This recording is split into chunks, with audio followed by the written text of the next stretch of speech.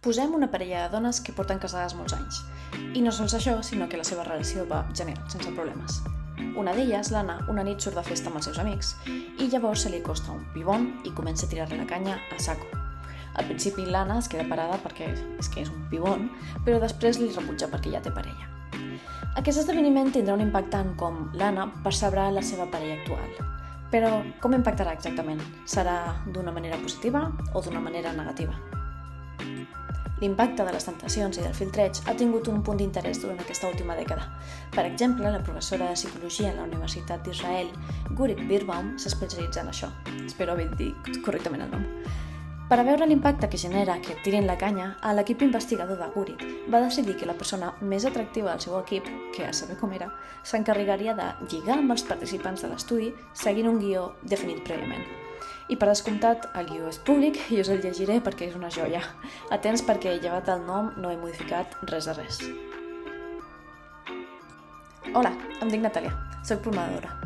Què estudies? Psicologia. He sentit que els estudiants de psicologia són els més guais, i ara sí que és veritat. Què fas en el teu temps lliure? Jo toco la guitarra, faig esport, nedo... On t'agradaria viatjar? Gran lloc, anem plegats. Quals són els teus millors trets? Ara veig que ets vella per dins i per fora. Jo soc creatiu i extrovertit. Quins plans de futur tens? Jo potser em graduo. Bé, doncs això. Llavors, per explicar els resultats que van sortir, primer haig d'explicar un tipus de prova que es fa en psicologia per a mesurar com associem conceptes negatius o positius a altres conceptes. Es diu el test d'associació implícita. El que fan és, et mostren un concepte, posem amor, i et diuen on associes aquest concepte, a la teva parella o a una persona que et cau malament.